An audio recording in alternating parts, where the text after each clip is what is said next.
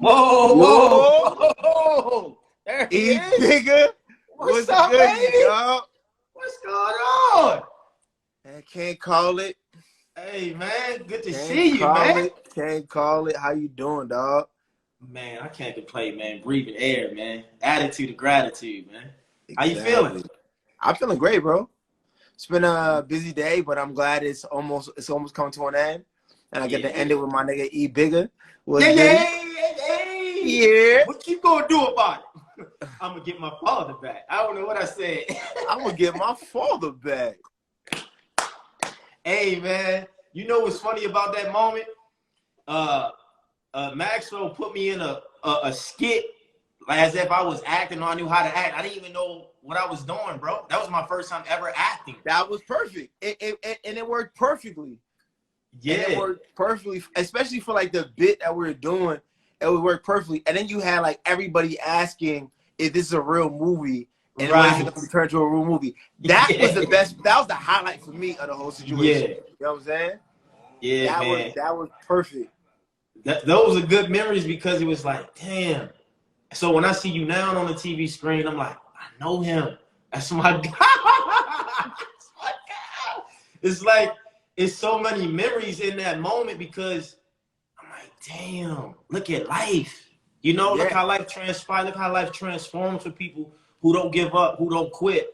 So the people who on this live right now who don't know the guy on right now, John. I know him as Gene. I don't know if I ever told you that. I used to call him Gene, but Jeanelie is a good friend of mine.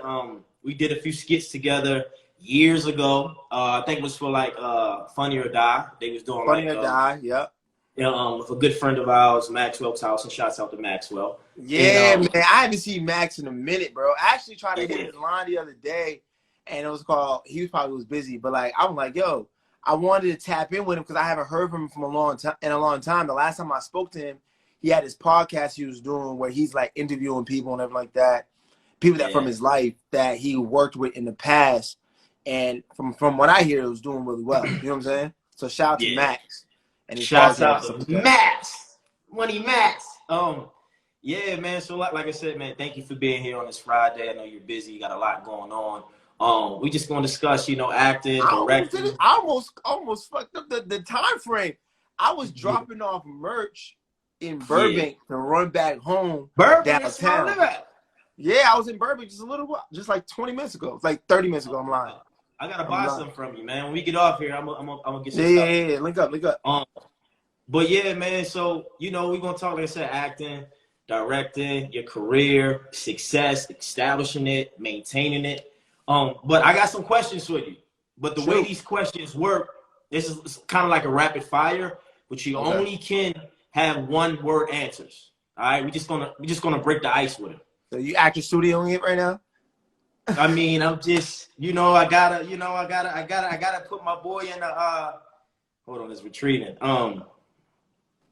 Can you see me fine? Should I get more light? I mean, if you can get more light, would be great. If not, I can still see you. Hold on, I got you. I got you. All right, cool.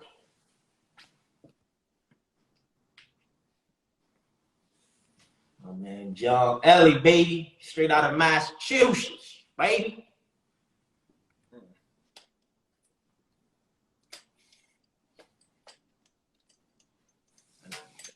Back to it, man. That's how you know we be on the camera a lot. We be trying to get that best light. I got you, baby. You got a ring light though, right?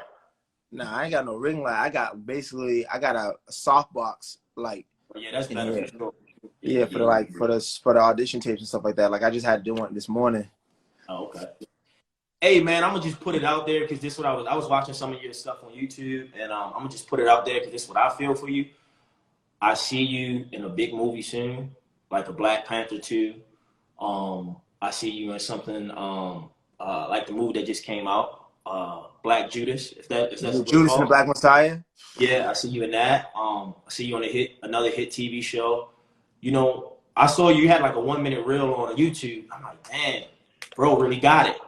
You know how some people you just got that look. You know what I mean? Like you got that look that's an actor that's on TV. Like you can play multiple roles. So I'm gonna just put that out just to get it out my spirit and my subconscious, just to let you know, like I see you, I just see that for you. I foresee it, you know. So I'm receiving man, all the energy and love that you handing out right now.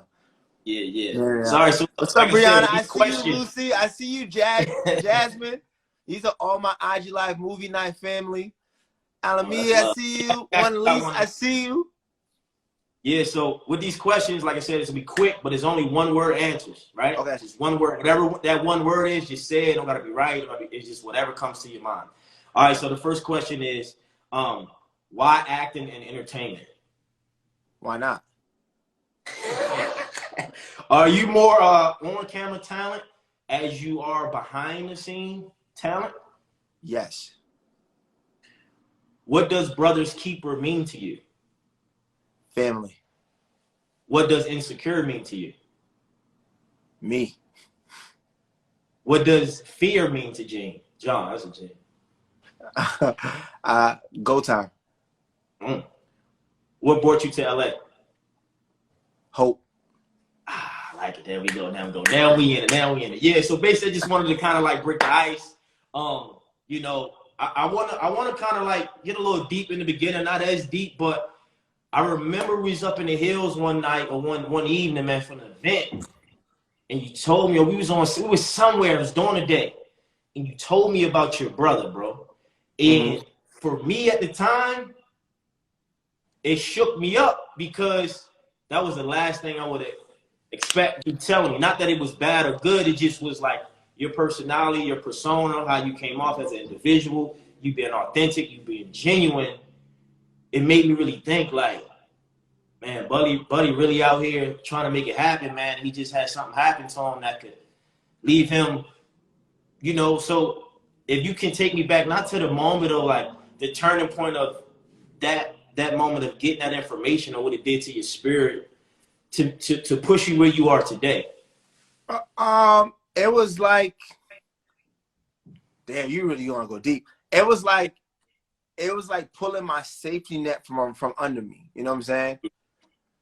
Losing someone that impactful on my life was like pulling my safety net from under me. Like, this is a person that taught me everything I do in my life. He's the person I emulated. He's the person I looked up to. He's the person I could come to for anything. He was my superhero. So when your superhero, when all the heroes are gone, it's just you, it's now you have to figure out what it is that you're doing.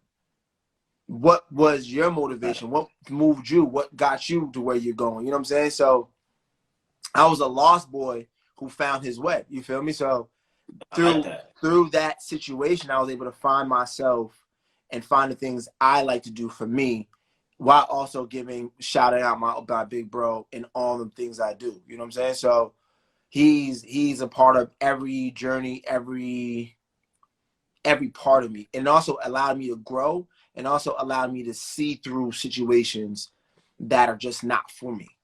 You know what I'm saying? Like, it allowed me to understand the type of people I have around me, because you learn very quickly how people move when you lose someone that close to you. And also allowed me to see the people who are always in your ear talking about, yo, I'm here for you, I'm your man, da da da. But they not really that. Like, a lot of people are not really that. They're there for the moment, or they're telling you, putting battery in your back and telling you things you think you need to know. And I've learned all that through that, and I learned not to take things too seriously. I learned that life is short, you know what I'm saying, and enjoy the people that you have around you to the fullest. And then also don't hold people. You can hold people accountable, but you also don't put too much stock in things, because at some point in time, the disappointment is going to happen, and you have to be able to maneuver around the disappointment and understanding like that was where that person was, or that was where you were in that moment, and you have to just move past it, because you can't sit there and look at glass as half full. You know what I'm saying? Like, you just got to keep it pushing forward. You feel me? Man, that's big. I feel like, you know, not to be so spiritual, man, I feel like your big bro is like talking through you right now. Yeah. You sound like a big brother, bro. Like somebody, brother, like really trying to give him advice about life. Like, don't put too much stock in a person. You said something that really stuck with me just now. You said, you was a lost boy that found his way. I don't know if that's like a slogan you use or something you Nah, I keep. literally just said it right now. That's powerful, bro. You should keep that. That's kind of like, that's a statement. That's like a slogan or like a lost boy who found his way. And I believe you did find your way. So to the people who know, like, what brought you to LA? How long you been here? And what was the inspiration behind it? Well, it was after my brother passed away. Okay. That was like, I rather he and I was the only person that spoke about what I was doing. Like the acting was on a side tip in Brockton and Boston. And he said, you know what? He's like, I fuck with you. Whatever you're gonna do, it's gonna win. Whatever you put your head in, you're gonna win. I said, cool. And when he passed away, it was, do I stay home and try and still try here, or do I leave and keep and move on and try to make a way for myself for real? Because there's no time waits for nobody, and tomorrow's not promised for me. So I need to like really make a move ASAP. I consulted with my cousin who lives in New York, and he said, if you're gonna do it, you gotta do it for real. You gotta either move to New York or you gotta be in LA. So I made the choice to move to LA because one, it was furthest away from my family, so I can really focus. And I didn't have, so I don't have that comfort level of having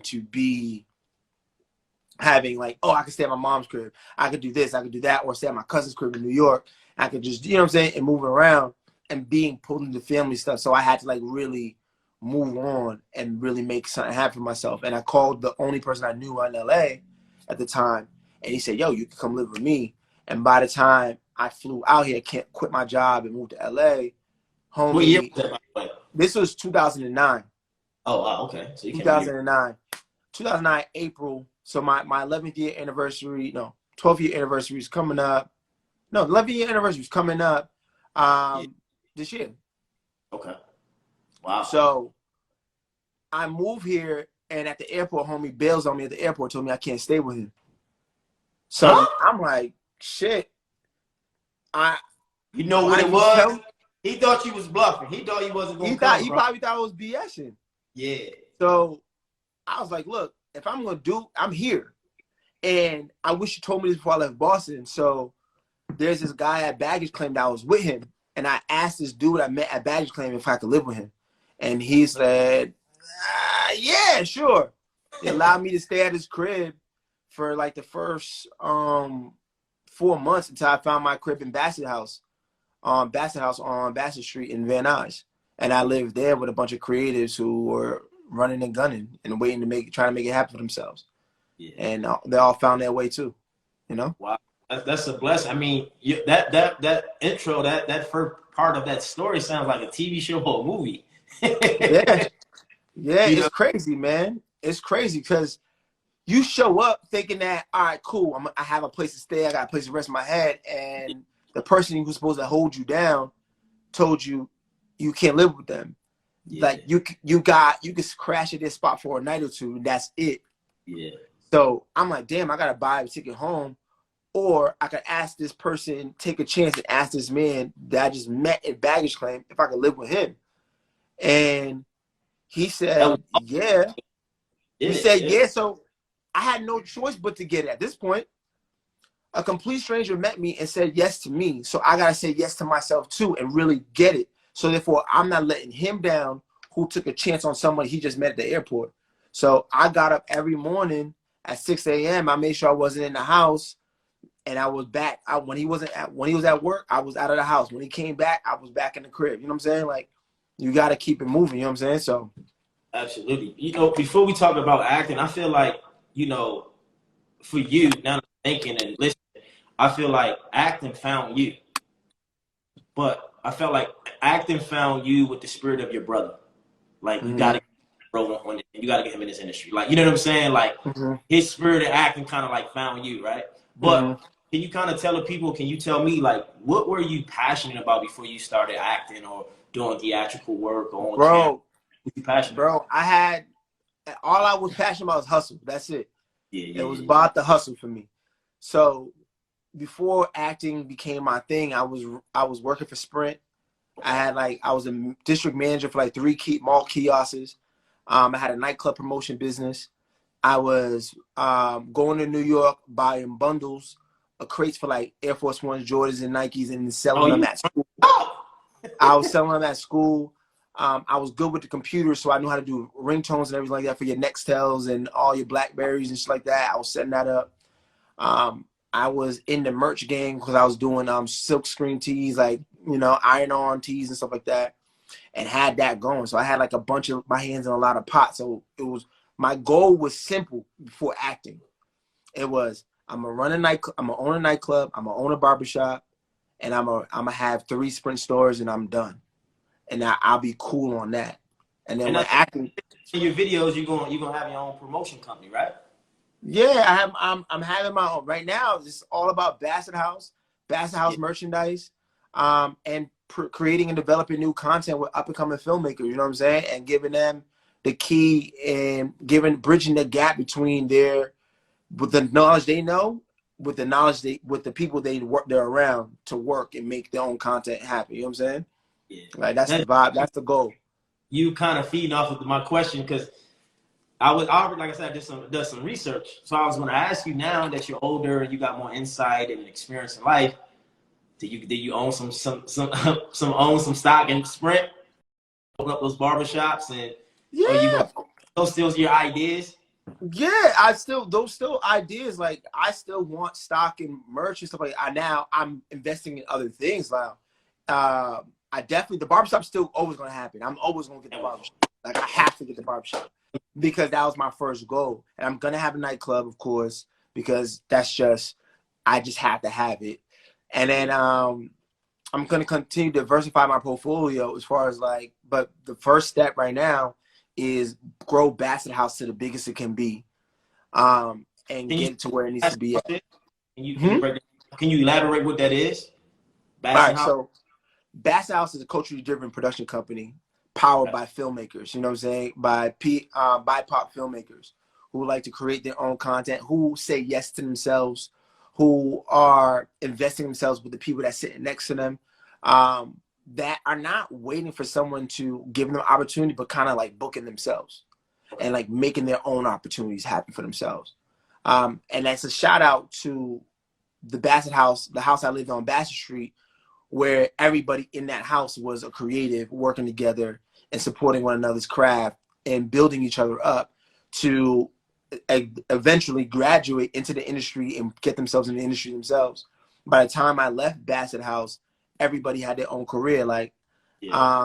Andre became a series regular. Another roommate became he creates video games and there's another roommate who's a celebrity hairstylist. Another roommate, she started her own management firm.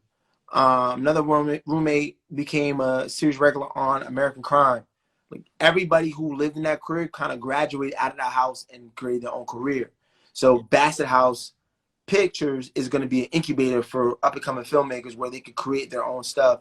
And by the time they're done, they're going to have a project they could take to market and go into theaters or go into film festivals or sell to a TV show. You know what I'm saying? Like that's the goal for Bassett House and for everybody. And I want to call everybody, like we called at that house, Woomies. So everybody who's a roommate was a Woomie who supported one another and like helped each other get their things to go, you know? Yeah, I mean, you sound like you got a plan. You sound like you got a real vision. Yeah, the vision's there. Yeah, I want to bring up the Owlin and Chickmunks because I'm listening to you talk, and the first thing that came up, I was like, because I didn't know you had a voiceover in that movie. Yeah, the Chickmunks. So when you're talking now, I'm thinking about the Soul movie, because when you said barbershop, I thought about the guy in the barbershop who was cutting the guy's hair, and then you talking, I'm like, yo, I think they need to hire my boy for the next Soul movie. You know what I mean? Like, you know what I'm saying? Like, I hear you. Full circle. Yo, bro, like Bassett House was literally, when I say like working with someone next to you, like working with the people next to you, that's exactly how Alvin and Chipmunks happened. Yeah. I'm literally in acting class working on my craft, and a student in the acting class said, "Hey, can you do an audio recording of this?" What? I said, "Cool." I do the audio recording, and my boy owns a studio, so I went to his house and said, "Can you record this for me?" He said, "Cool." He recorded with me. We sent it, and dude was like, "Yo, my dad wants to meet you." I said, "All right, cool." Show up to the crib, and I'm like, "This is a big ass gate to go." You know what I'm saying? Like, to go into this spot, I'm like, this is a big ass gate, and he opens it. He takes like a little while to come down, and he said, "Hey, man, yeah, this is where I live, man. It's embarrassing." I said, "It's embarrassing." This dude literally had a whole compound that he lived in, bro. Damn. His family owns. Then he was like, "Oh yeah, my family owns Alvin and Chipmunks." I said, "What?" You talk about vibration, manifestation. You was attracting the money, buddy. Yo, he said my family owned Alvin and Chipmunk, and I was in there like, mind blown. And all I was doing was just in my class doing what I do. Yeah. And the person sitting next to me was like, "Yo, let's build." And he went and he got me a job on Alvin and Chipmunks. You know what I'm saying? Like, that's why I be like, when people say, "Yo, I want to work at Ava, I want to work this one," that's great. Want to work with them. But there's always the person that's sitting next to you that's doing it too. Like, yeah. You really got to move with the person next to you because you're graduating together at the same time. You know what I'm saying? Like, I view Hollywood like high school. You know what I'm saying? So you got freshman year, sophomore year, junior year. Now you're in your senior year. You got to get your electives right. That figure out where you Hollywood like, go. That should be that's wild. Yeah, man. So, and that's how like things just started going from there, bro. Like, I'm big on manifesting, and I'm big on like writing goals out and plans out, and shit just moves that way, and not taking no for an answer. You know what I'm saying? So let me ask you a question. So when you say manifest, are you like you writing things down? Are you doing affirmations? Are you meditating? Are you setting intentions? Are you in line with the moon? Like, how do you manifest? Do you just speak it and you believe it? I speak it. I write it down. Okay. I create vision boards. Yeah, man. Like, that's really what it is. And I walk in it. You know what I'm saying? I walk into whatever it is I'm doing. I walk into it with the understanding and fully scared of everything I'm doing, but also fully ready for every single step I'm about to take, because anything can happen at any moment. And I'm constantly trying to learn everybody else's job too, and learn what everybody else is doing too when it comes to like the work. So I'm never out here assed out. I don't really know what's happening. I'm kind of trying. I'm always working on it. Yeah. I said you got your hands in everything. So yeah. And like, I'm manifesting, man. Like, for instance, Insecure. Yeah. Let me give you Insecure, right? In 2013, I have a short film that I'm like, I've been sitting on someone's hard drive for like, I want to say 3 years. Oh, wow. Sitting on someone's hard drive because they were waiting for the life rights to make it into a feature. And I said, "Bro, I put in some good work in this. I can't just be sitting in your hard drive." Yeah. So I said, let me take the project on and allow me to become a producer and get it seen and get it where it needs to be. Okay. I created an event where I brought friends, family, some executives to come see the short film. They said they liked it. They watched it. Then I submitted it to this weekly film festival where Robbie Reed got to see it, and she said, "I fuck with it. She likes it." And then I said, "All right, cool. Let's take it a step further. Let's start submitting to film festivals." Right. So I started submitting to film festivals, and I got into Urban World Film Festival in 2015. Okay. This is the same time Insecure is about to come out too. So Insecure is doing their run at the same time. So A Gentleman Always premiered in Times Square the same time Insecure premiered in Times Square, right? At this Urban World Film Festival. I'm watching Insecure from the audience, pilot episode from the audience, and I'm watching this thing happen. I'm like, "Dude, this is a dope show." Yeah. And since my short's there, everybody is interviewing and asking people questions and asking me questions. And they say, "Hey, can you see yourself on Insecure?" I say, "Yeah, I can see myself on this show." Wow. A year later, like 6 months later, I get an audition to go in for Insecure. And I'm scared to go in. You know, I'm like, ooh, this is crazy. I don't know if I could do this. Yeah. So I'm like, okay, let me, and I asked a couple people, they say, well, all the worst they could do is say no, right? I said, cool, whatever. So I go in with that, worst they could do is say no. I give my tape, and a couple weeks later, I hear they want me to play Amal. I'm like, I literally said this a year ago. I'm gonna be on. I can see myself on the show, and now I'm on the show, not as some regular character, as Issa's brother. Yeah. And I freaking love playing that character, and I was scared to play that character at first, but I freaking love playing that character because I was. Drop on a character because I didn't even know the character was what it was until I read some interviews about it. Yeah. And that's what I was scared. And the thing is, I was scared to play Amal because I was thinking about his sexuality versus who he was as an individual first. That's deep. And it's not really, about your sexuality, it's about who you are as an individual. It's about who he is. And a lot of people see his sexuality before they see who he was as an individual. And that was, and who he was in his essence, I'm like, yo, that's my guy. I am him. Right. You know So I was, as the years go on, I'm like, I'm getting my bag with them all. I'm like, all right, cool. Yeah. And the more research I'm doing, the more exposure to another side of the world, like culture I'm being exposed to, I'm able to really just live in the mall and in his skin. I'm like, this guy's my guy. I fucking love this character. Yeah. You know what I'm saying? Like, that's the way you move. And it's I think a lot of actors or young actors, they're scared to play a character like Amal because they're thinking about sexuality versus who he is at first. Yeah. You know what I'm saying? He's a person before anything. You know what I'm saying? So, yeah. And that's powerful. And it's interesting because I can look at things and say, yup. So when I see you on Insecure, I didn't even know that was his character. When I see you, I'm like, oh, yeah, he belongs there. And I also like, is him and Issa related? Because I feel like maybe you two were cousins or sisters and brothers in the past life.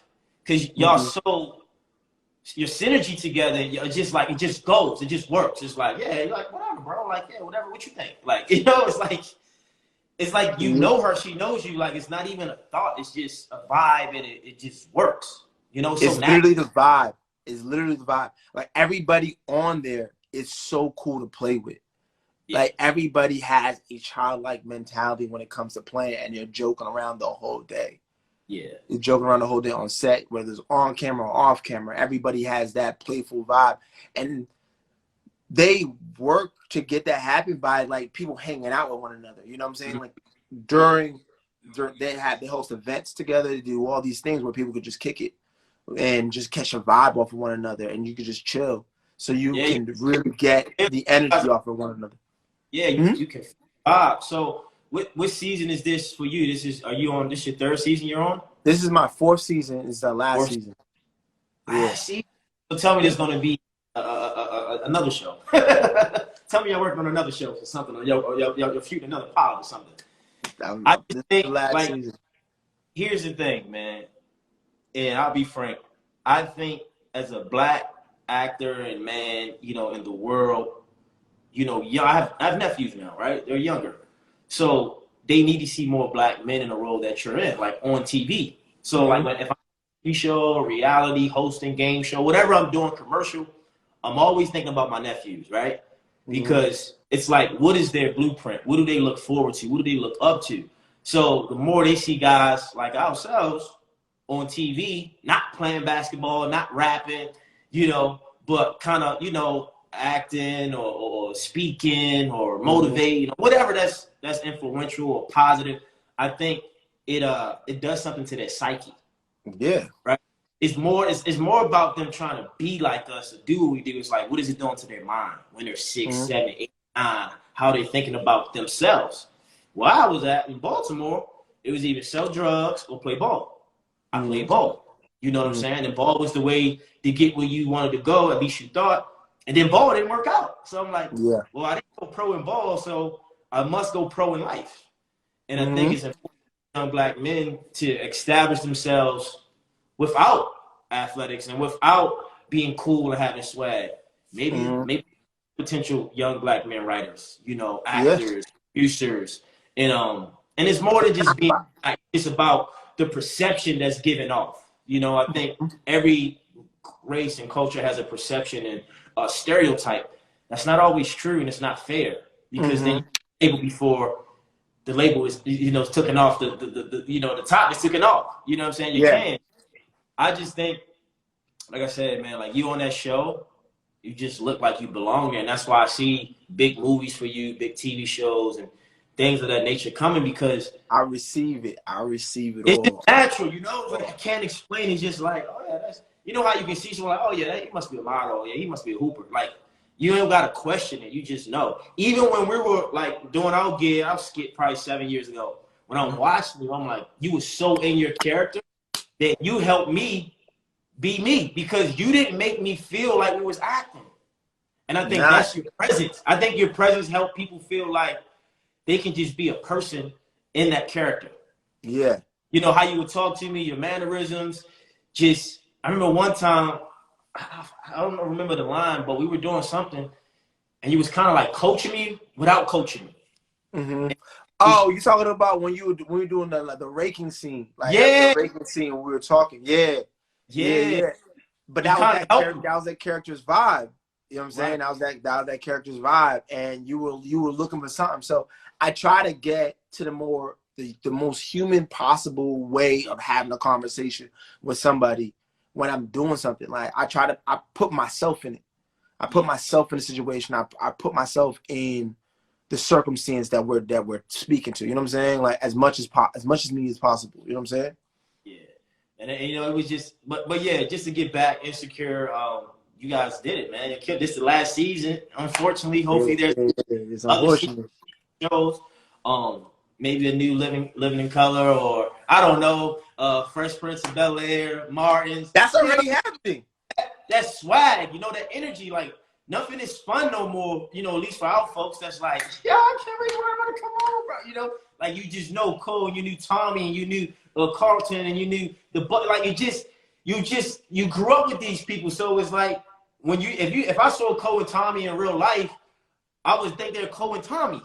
Yeah. You know what I'm saying? Like, and I think that's how your role is on Insecure. Like, man, that's Amar right there. What's up, bro? And I think that's what we got to get back to, at least in my perspective, from the TV world, is that Wayne's Brothers. Yeah, Wayne's Brothers was another good one. Yeah, Wayne's Brothers. Yeah. So, man, it's just, man, I'm proud of you, man. Like, thank you. You keep on, and it's amazing. But I do have some other questions. So let's talk about we talked a little bit about Insecure. Let's talk about directing. Like, how did you get into like directing films and having that mindset and intentions to do that? Like, where did that motivation come from? That motivation came out of the whole, they're not booking me, so I got to start creating my own stuff. So I started learning that. So I took on an internship with the Eric Andre show, and I started learning everything behind the scenes. And then Vine became big at this time, so everybody's doing the Vine stuff. And I had a friend, Les, shout out to Les, who was like, yo, you should meet my friends who do Vine. They do Vine. And his friends were like D Storm, King Badge, Leanne V, all these heavy hitters like Javon Watts, Jahan Jones. And these are all dudes who are crushing it on doing short sketches. So I said, all right, let me go learn from these guys while I'm working on the production side. And they showed me how to shoot this thing. I'm shooting my sketches. I'm putting things together. I'm putting projects together. And then a friend of mine, Nikki, reached out to me and said, hey, there's a group that wants a music video, and I don't have the bandwidth to make the music video. I said, oh, I don't know. They said, can you direct it for them? I said, look, I only shoot my little sketches. I don't know if I could do someone else. Like, you're doing great. Like, your angles, your shot work, your thing. I'm cool with directing myself, but directing other people, I'm not sure of. I'm not sure I can do that. She said, think about it. Come up with an idea. Pitch it to me. If it's good, I'll send it over to the guys, and we'll go from there. And I'm asking all my director friends, hey, do you think I should do this? They said, what's the worst that can happen? You can fail and you don't do it again. Or you can fail, like it, and do it again. Or you can do well and love it. I said, all right, cool. We'll see. But I don't know how to explain shots because I didn't go to film school. Yeah. I didn't know how to explain what I need, right? Yeah. So what I knew was movies, and I knew shots that I like, and I knew all those things. So I took their song, laid it on the final draft, final cut 10. I laid the song out, and I started splicing videos and songs and everything, scenes I like, and I played the music over it. And I said, this is what I want to shoot. And I sent that over to them. And they said, this is dope. Let's do it. And they said, this is the budget. I said, cool, let's make it happen. And my homegirl who directed before said, I'll be along with you the whole way. And I'll watch the money. I'll help you get to what you need to be. I said, cool. And we shot a music video. And that music video got shelved. So I did all this, and it got shelved because the artist the band broke up, so they didn't want to put the music video out. So I took that music video, and my boy, artist named Brandon Torrey, had just moved down from Atlanta to LA, and I showed it to him. He's like, this is dope. Listen to this song. Tell me what you think. I listened to the song. I said, this song's cool. And I started seeing visuals of how the song could look, video wise. I said, I want to pair this with ballerina dancers and you playing the guitar. This is like a real soulful thing. You have the ballerinas dancing against each other. They're the two different women that in your life. He came up with a budget, shot it, and Microsoft saw the video because he won a contest, saw the video, and then they put all that music video in all the Yoda Pro laptops as the placement video for his music, for his artist, and he got picked up. They used the music video and everything. So then that just started spiraling more work. More work started coming off of that, just from that one chance I took on myself. Stories you've been sharing, I feel like you always kept it 100 with yourself. You're always authentic. You always ask questions like, what do you guys think? What do you guys think? I was reading a Forbes magazine probably like 3 years ago, and it had like the top 100 quotes from like the richest people in the world. And one stood out to me, said, the best advice you can ask anyone in business is, what do you think? Because I already know what I think. Yeah. But I expected to see, oh, you know what? I didn't even think about it like that. I like that. You know what I mean? So as you talking, you know, like I just feel like you just got a gift. You know what I'm saying? You just got like a gift with TV, entertainment, visuals. But I want to know, because I feel like you said, you was hustling. You had to make $1. Like you wasn't getting booked. So your intention was to create something to make a living. Yeah, and also to book myself. Yeah, who taught you how to learn? Who taught me how to learn? Yeah, like what did you get like? What do you mean? Like, so I know the question is kind of complex. Nobody's probably never asked that question before. Yeah. You know, my analytical mind thinks about, you know, people learn different ways. You got auditory, you got visual, kinesthetic, like touch. Like people can see colors, they can see, but like, you know how you can watch something. Like for me, people always want my feedback, which is great. It's like, I want their feedback because I didn't get none growing up, right? So I'm good at, I'll talk a lot, but I'm good at listening. So I know how to take direction because I didn't get it growing up. You see what I'm saying? So for you, dad, your mom, your brother, or whoever, like I feel like you know how to figure things out in your unique way, and then establish your own like a character and put your own twist on it. Like you directed the music video and you edited and cut it your way, but it's like what was your process to doing all that? Like how did you go about learning how to shoot videos and angles? Like where did that come from? You think it was natural? You just did it? From doing. Like I was doing things. So like I have to be in the process of doing things. So for directing, I was directing. I didn't know that making my little Vine videos was me directing myself. Oh. You know?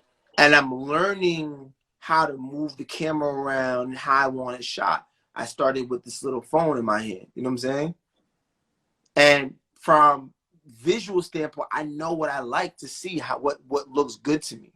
Because as a kid, before junior high, I wasn't talking a lot. I watched people. I like to watch people. I like to see how people move. I like to see how people do things. I like to see how people do certain things. Like at one point in time as a kid, I thought I was going to be a scientist. That's what I wanted to do. I wanted to be a scientist. I wanted to be an artist who drew. You know what I'm saying? That's it. Why? That's all as a child. Huh? Why a scientist? What came up Dexter's with that? Laboratory. Got it. That dude was doing whatever he wanted. I was like, yo, he was making things happen for himself. Yeah. I love Bill Nye the Science Guy. And then you watch your parents like my dad, he was a taxi driver. He owned his own taxi business. My mom was a nurse. She worked several jobs, so she was a hard-working woman. My dad worked for himself. You know what I'm saying? My brother showed me life. You know what I'm saying? So I watched everybody. You were to watch it, but you had the blueprint of self-efficient, self-doing. Yeah, being efficient and going out there and trying things, you know, because look, I'm a first generation Haitian American, bro. Yeah. My parents took a shot on themselves and leaving Haiti and moving to Massachusetts. You feel me? And they made it work with 5 kids. So, so it's like they took a chance on themselves for us to have a better opportunity. Now it's my time to take a chance on myself and show there's a different way of doing things. There's a different possibility. You feel me? Because for my parents, the only way was to be a doctor, lawyer, engineer, you know what I'm saying? Or any handyman.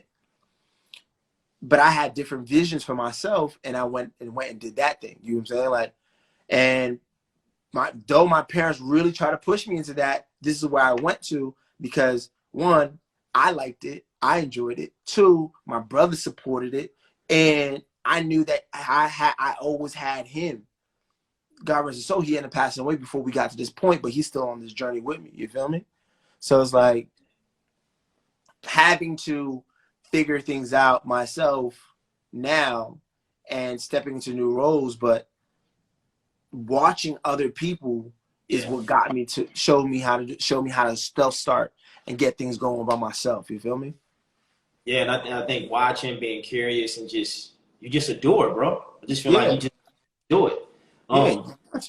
It's great, because I always tell people they would, you know, because people might say, like, who does your Instagram, or how do you speak so well? And like, you answer some of my questions that I already knew, but you kind of like amplified it, like experience, bro. I used to do so many speaking videos and whatever. Like, it was repetition. Always say repetition, other skill. And also I use a quote that says, "It's not what we get out of life, it's what we become." So that first video, they shelved it, right? But it wasn't what you got out of, what you became. You became better. Then you did another video, you know? I just think, man, when we as people believe in ourselves first and go after what we believe, think we should do, things appear, you manifest things you always wanted, and people come to help you because they can feel your energy. Yeah, because they see you push the car already. You're pushing the whip. So if you're already pushing the whip, people are like, damn, all right, cool. Let me help him push the whip a little further. Let me help him get to the next spot. The thing I be telling people when people say, yo, I'm scared, no one believes in me, no one this, no one that. I said, look, bro, you got to be the first person to your party. When the doors open, you better be there. You can't wait for someone else to walk through your door first. You got to show up first. You got to set up the lights. You got to make sure everything is set up right. You got to make sure the food, you got to make sure everything is accounted for. And that, because you're going to be the first person, and you better enjoy your party because you do it. Even if you're there by yourself. Like, if you're even there by yourself, you better enjoy your party, because if you're not enjoying your party, no one else is going to enjoy it. Right. Absolutely. You know what I'm saying? It's your party. You got to enjoy creating what you think you should have, you know? Yeah, be the lead of your story. Be the lead. You know what I'm saying? So, you know, with you having, I felt like even before you've done TV and all these amazing things, you always had internal success, right? Mm-hmm. So you establish, you know, public success, right, on a platform. How do you go about it? What's your mindset to maintain that success? Or not even success, it's momentum. It's momentum, really. How do you go about it? Or how do you think about it? I don't think too much about it. I don't even find myself successful yet. I'm still working. You know what I'm saying? Like, I'm still working. I haven't been able. When I take a trip, that's when I get to sit back and say, oh, all right, cool, I did some things. But I'm still working through a lot of things. I'm still learning a lot of things. I'm still figuring a lot of things out. And that's why when people ask me advice, I don't really speak to my experience and things I've done. And me saying how I keep saying yes to myself and yes to a situation. But yeah, like the way I continue and keep pushing forward is through doing and constantly expanding my knowledge on the things that I'm doing as far as like I'm working on and the things I have my hands in, you know, and also surrounding myself with people who are doing better so I can watch them and see how they do it. You know what I'm saying? So I learn, but I'm still continuing that same process as a kid. Like, I'm learning from the people who was doing it before me. You know? And I think that's the biggest asset to anything is the relationships you have and you build rapport with the people and learning. Like, really, you become your surroundings. Mm-hmm. You know, the more you become, and especially if people are better or doing that you aspire to be or do. Yeah. It's really simple. I just think you said, like, I feel like you take massive action and you follow your gut. You go after what you believe in. You believe in yourself and you manifest. It's like, this is what I do. Like you said, like, you don't feel like you have success. You're just moving in your journey, trying to get where you want to go. And I think that's also a very important, you know, thing to point out is that, honestly, when you're not thinking about it like that, that's actually how you get more of it. Mm-hmm. You know, even though we all, you know, at some point want to be reflective and effective and think about our lives and what we've done, but it keeps you humble. But at the same time, it keeps you going because you're like, I ain't done anything. What have I done? But you know, a lot of times, well, what they see and not what they know, and they think everything they see is like the big grand slam. But to them, it is, because you got fans that really love you, and you probably inspiring a kid out there that doesn't feel comfortable, you know, in their skin based on that section. So it's just big, man. I want to talk about this movie. I didn't even know you did this movie, The Throwback Holiday. About that, man. Like, it seemed like it was a fun movie. How did that come It was about? fun, bro. I had a blast. I had a blast on that, man. When it came through, my reps were like, yo, this is a movie. They want you to be in it. They want you to be lead. You're going to be a lead. And I was like, all right, cool. I read the script. I was like, oh, this is fun. This is really, really cool. The thing I was like scared of was like cutting my beard off, because I'm like, I feel like I look like a baby. I like a baby or a very, very old man without my beard, right? So, and it was funny because like watching it, I was looking at the movie, I was like, oh man, I was like, when I had the beard, I looked like a baby. When I don't have the beard, I look like an adult. And I'm like, this is funny. It's a funny take, but I enjoyed it because it just meant like just taking your chance on yourself. Yeah. Like, what I liked about the movie is like taking a chance and don't live without regrets. You feel me? Yeah. And she had some big regrets that she felt like she didn't move on, or things that she didn't do, and she went back in time to try to fix it and try to figure it out. And I was like, this is a really cool, great holiday movie for people. If you feel like you couldn't do something, you had a chance to go back, what would you do differently? You know? So it was dope. It was dope. It kind of like it talked to people on a lot of levels. That's why I liked it a lot. I liked that movie. I had fun on that, especially working with everybody involved. But I can see things like, I can see them doing a movie like that. So what's next for you, man? Like what you got going on? What's the future look like? What's tomorrow look like? You know, like what's Future's looking bright. Tonight it's all about video games. I'm gonna go play Last of Us. okay. That's what my nights has. Future, we're looking at series that I have in various stages of development. Most importantly, Send Help. That's the one that's gonna really be out there very soon. What's the name? So, What's the name? Send Help. The project's called Send Help. Send Help. Okay. So that's the one I have, like the teasers and trailers, that everything that's out there right now that's on my page. Yeah. And we got some good news coming soon for that. Can't really say nothing. And Bassett House Productions, working on that. We're curating a bunch of short films from up and coming filmmakers right now. We're really focused on BIPOC filmmakers. We're developing merch. We're creating a launch for the Bassett House apparel. I'm wearing one of the hoodies right now. Okay. We're doing a new photo shoot coming up soon, the Woomy collection, and it's all about everybody who was a part of the brand before the brand became a brand. And we got a collection dropping soon, so stay tuned with that. And then revamping and just a rebranding of Bassett House apparels and Bassett House pictures. You know, that's what we're doing right now. So you working on work. You working on work, harder work, and working on work. And then we got Insecure, and that's coming back soon. So we doing all that stuff. Are you still filming Insecure for the last season? That's still filming. That's still filming. And I got another project too. Can't really talk about it. It's gonna be on Netflix. It's gonna be lit. I can't really say nothing.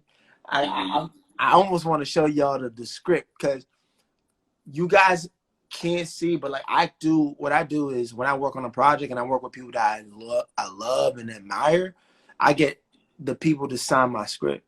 So everybody on the job, they sign my script on the job. Like all the little milestones I have, like they're around my crib, posted up all over the place. You know what I'm saying? That's amazing. Yeah. Hey man, well look, man, this was beautiful, man. I appreciate your authenticity tonight, and man, much more success. If you can just leave the people with some words of, motivation or inspiration to anybody out there that might be going through tough times, someone who might have lost someone recently. We got our people in Texas that's going through some things. Like anybody that's, suffering from, anxiety, depression, or just adversity or challenges. From John, from you, what would be your advice for them to keep going and stay strong as much as they can? Don't stop. It's only temporary. Don't stop. It's only temporary. That's what I say. Don't stop. Hey, I'm putting these on the hoodies, man. What's going on, man? Before you found this way, don't stop. It's temporary. You're like, come on, man. Yeah, like it's man got balls. You gonna be a rapper next? No, that's up, bro. Yeah, man, much love. By the way, where can people find you at? Let's make sure we get that out. You can find me, same name, different app, Jeanelie. Yeah. And then if you want to reach Bassett House, you just Bassett House pick. You know what I'm saying? Okay. So you can find that on there. You can find it on my bio. You click the link tree will show you right where it's at. You can reach out me on there, DM me. I'm here. I'm available. You on Twitter as well? Are you on Twitter? Twitter, yeah, Twitter, everything. Yeah. I'm on Twitter. So everything is Jeanelie across the board. So Jeanelie, same name, all the same, all different apps. You know what I'm saying? If you want to be from Bassett House, it's Bassett House pick on all apps. You know what I'm saying? So you can read all apps. You know what I'm saying? Yeah, all facts. All facts, all apps. Jeanelie, yeah. You know. Yeah. Hey, by the way, for the merch, man, I don't know if you got the same number, but I want to get something like right now as soon as we get off. Okay. Yeah, definitely. Yeah, hit my line. Yeah. Same number. What part of town you in, by the way? I'm in downtown. Okay, bet. All right. I'm in downtown. Man, and catch up. I mean, it's good catching up on you here, and man, keep winning, keep living, keep earning, keep giving, keep being, brother. It's beautiful. I love it. Same for you, my nigga. Same for you, bro. I'm so proud of your growth and how you've grown. Like, dog. Yeah. You're amazing, man. Yeah. Look at you, shiny. Your skin flawless. What's your skincare routine? What's your skincare routine? Hey, man, I'm blessed. Skincare routine. That's Rodriguez, man. I my skin like once a month, man. I really take care of it, so I appreciate I it. see Thank that. You look good.